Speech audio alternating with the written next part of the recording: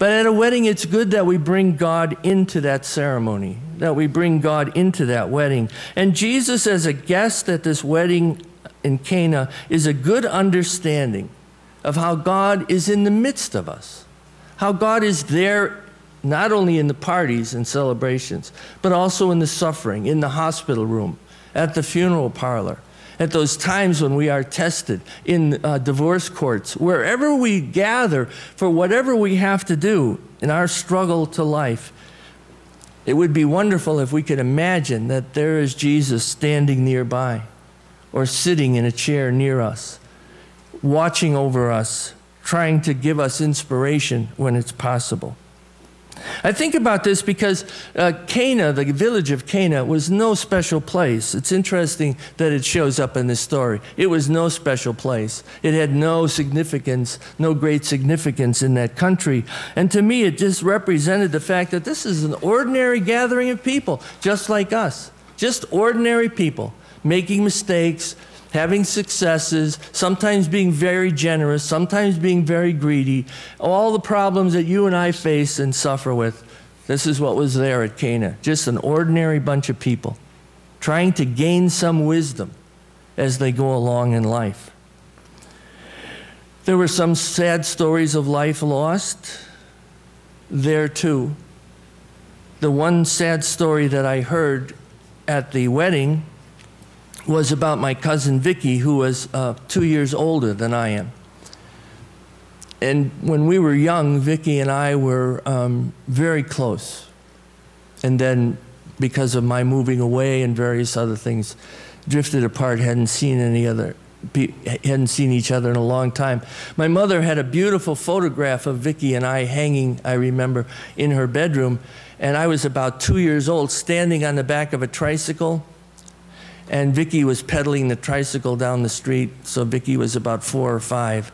And it's a picture that I have clearly in my head now. And then Uncle Bud told us that about Vicky's death. Vicky had been having heart problems. She wasn't getting well. She didn't have any friends anymore. She had never married. And she died in her apartment, and it was 2 weeks before anybody discovered that she was dead. And all my younger cousins were asking about this. Well, how could this happen? I mean, you know, how could a person be like that? How could a person die alone? How come nobody found out about her? Nobody checked on her? Nobody called her? Those are questions, aren't they? But it happens. People just get lost. And so in the midst of that wedding ceremony, I kind of thought of Vicky all the time, having been at many weddings when we were young together. And how did it happen that Vicky just got lost at the end? And I thought about expectations at weddings too, and how they change us and how we learn and grow. Remember the story, Mary asked Jesus about the wine. She says, they're out of wine.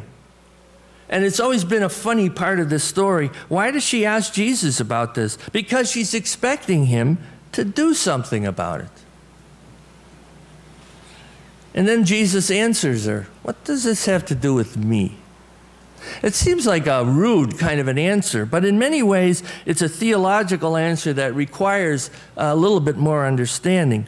What Jesus is saying is that only God has a claim on his life. The expectations of other people are their own expectations. Your expectations and mine about the people we love are only our expectations.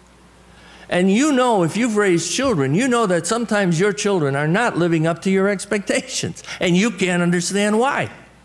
And so you talk to them, and you reason with them, and you yell at them, and you cajole them, and sometimes you withdraw love from them because you want somehow them to live up to your expectations. But they're not going to. In many cases, they're not going to because they have their own life.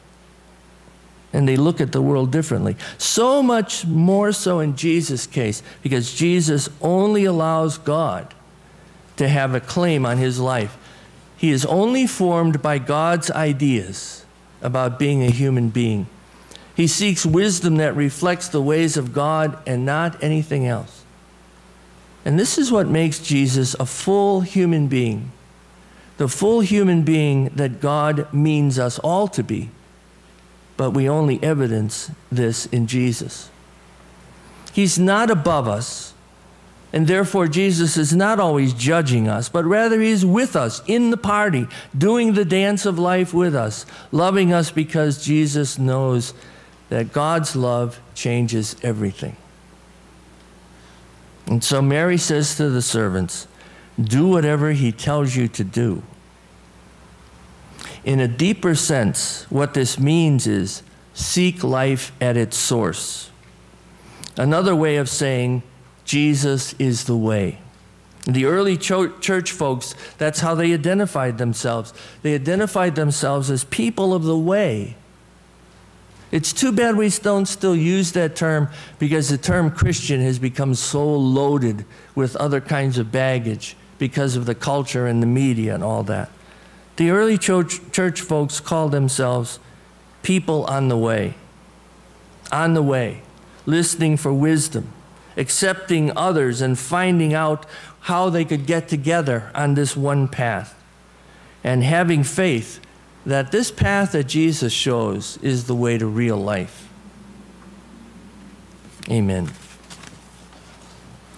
Will you rise now, please, and receive the benediction? Finally, brothers and sisters, whatever is true, whatever is honorable, whatever is just, whatever is lovely, whatever is gracious, if there is any excellence, anything worthy of praise, think about these things. And what you have learned and received and heard, now do. And the God of peace be with us always. Amen.